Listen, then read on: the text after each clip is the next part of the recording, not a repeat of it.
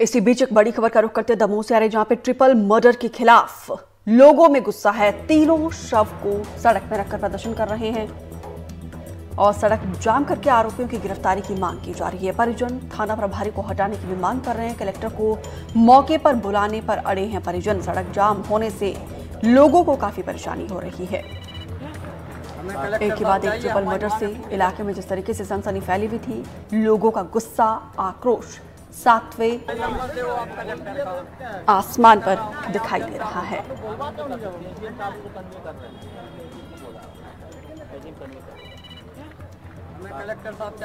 तो यहाँ पर देखिए ट्रिपल मर्डर केस में किस तरीके से लोगों का गुस्सा फूट पड़ा है।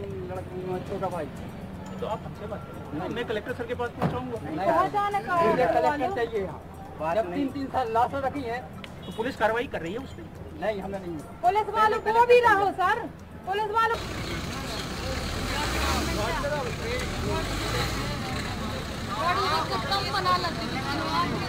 नंबर दो आप कलेक्टर का। मैं कर रहा हूँ, मैं आप जनता हूँ। आप लोग बोलवा क्यों नहीं हो? आजम खान ज्यादा जानकारी के साथ जुड़े हैं। आजम, लोगों का गुस्सा अब सातवें आसमान पर है। लॉ एंड ऑर्डर को लेकर लगातार विपक्ष भी सवालों के घेरे में है। आज जिस तरीके से यहाँ पे मोर्चा खोला गया है, क्या मांग है यहाँ पे लोगों की? जाहिर तौर पर पूरे शहर के साथ साथ गांव में गमगीन माहौल है, वही लोगों में गुस्सा है।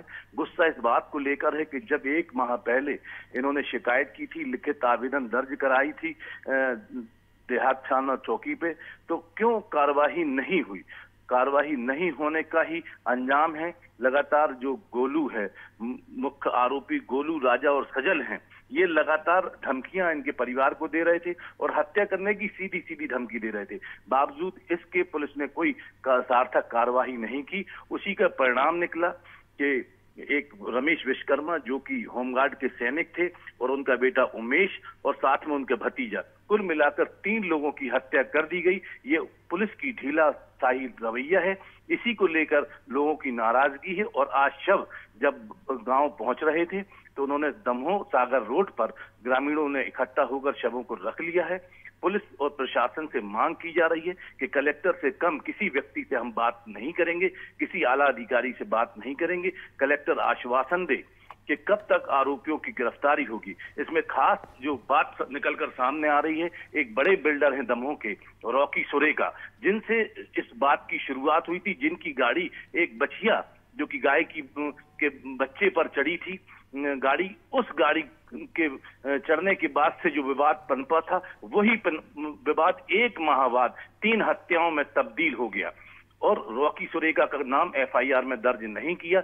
इस बात से भी लोग नाराज हैं। लोगों का कहना है कि जो मुख्य आरोपी राजा है वो रॉकी सुरेका का ड्राइवर है और वो रॉकी सुरेका के अपमान का बदला ही लेने के लिए उसने 3 हत्याएं की है। वो लगातार दबाव बना रहा था कि हमारे मालिक की जिस तरह मारपीट की गई है, मालिक का जिस तरह अपमान किया गया है, उनसे माफी मांगी जाए। लेकिन आरोपी जो उस वक्त के थे 3 मृतक, उन्होंने माफी मांगने से साफ मना कर दिया था। यही वजह थी कि गोलू ने अपने भाई राजा के साथ और सजल के साथ मिलकर 3 एक नृशंस हत्याओं को अंजाम दिया। ये हत्या इतनी नृशंस थी कि जो होमगार्ड सैनिक रमेश विश्वकर्मा की हत्या हुई है, लगभग 42 घाव तलवार से मारे गए हैं उसके ऊपर और 7 राउंड फायर किए गए हैं। और जो 2 युवा, बेटा उमेश इनका और भतीजा, जो स्टूडेंट थे, हंसवाहिनी कोचिंग पढ़ने जा रहे थे, उन पर भी लगभग 20 से अधिक फायर किए गए। अभी पोस्टमार्टम की रिपोर्ट आना शेष है, लेकिन कुल मिलाकर जो जिस तरह की नृशंस हत्याएं की हैं उससे लोग नाराज हैं और लोगों का कहना है कि इस पूरी हत्याकांड के ट्रिपल मर्डर के पीछे रॉकी सुरेका अपने अपमान का बदला इस ड्राइवर के जरिए लेना चाहता था। इसलिए जो हत्याकांड में जो मोटरसाइकिल उपयोग की गई है और जो हथियार उपयोग किए गए हैं, महंगी माउजरों का उपयोग किया गया है, ये पूरी की पूरी उपलब्ध कराने में रॉकी सुरेका कहाँ थे। इसलिए लोग चाह रहे हैं कि ये एक बड़े बिल्डर हैं, जिनने अपने अपमान का बदला राजा के और राजा के परिवारजनों के साथ मिलकर लिया है। इसलिए आरोपी की गिरफ्तारी होना चाहिए और तीनों आरोपियों के साथ साथ जो बिल्डर हैं रॉकी सुरेका, उनकी गिरफ्तारी होना चाहिए। जी आजम, क्योंकि यहाँ पर देखिए बड़ी संख्या में लोग आज सड़कों पर उतरे हैं, राहगीरों को भी काफी परेशानी हो रही है, अभी तक प्रशासन की तरफ से कौन कौन पहुंचा है? दमोह के एसडीएम श्री बागरी वहां उपस्थित हैं, सीएसपी उपस्थित हैं, वो लोगों को मनाने की कोशिश कर रहे हैं। दोनों तरफ दमोह सड़क जाम हो गई है, लोगों को गुस्साए लोगों को, परिजनों को उनसे कहना चाह रहे हैं कि आपके हिसाब से कार्रवाई होगी। जिन जिन के आप आरोपियों को के साथ नाम जोड़ना चाहते हैं, आप बयानों में वो बातें दर्ज कराएं, हम उनकी गिरफ्तारी करेंगे। एसडीएम लगातार प्रयास कर रहे हैं, सीएसपी अभिषेक तिवारी प्रयास कर रहे हैं कि लोग समझें, लेकिन लोग कलेक्टर से कम किसी भी आला अधिकारी से बात करने तैयार नहीं है। तीन लोगों की हत्या है, 3 लोगों की डेड बॉडी सड़क पर रखी हुई है और लगभग 20 घंटे से अधिक शव रखे हुए हैं, जिसमें गंध भी आने की संभावना पूरी तरह से है। और लेकिन लोग किसी भी तरह से मानने को तैयार नहीं है, क्योंकि वो चाह रहे हैं कि जो बिल्डर मुख्य राहुल रॉकी सुरेका है, उन पर एफआईआर दर्ज की जाए। उनकी मांग है कि कलेक्टर से कम के आश्वासन पे हम ये चक्काजाम नहीं हटाएंगे और नहीं हटाएंगे। इसलिए उनकी महिलाएं आगे आई हैं, परिवार की, और लोग हैं, ग्रामीण लोग भी मदद कर रहे हैं। अच्छा आजम, एक और चीज बताइए, कब से ये प्रदर्शन किया जा रहा है और जो पुलिस अभी तक कार्रवाई कर रही है उससे क्या असंतुष्ट है ये लोग?